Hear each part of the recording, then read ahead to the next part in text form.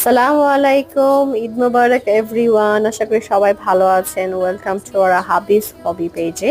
তো আমাদের ঈদ ব্লগ নিয়ে আসলাম আমরা।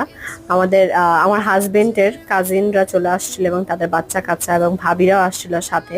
তো ওরা কখনো এরকম ব্রাহ্মা আমাদের বড় মুরগি দেখেনি।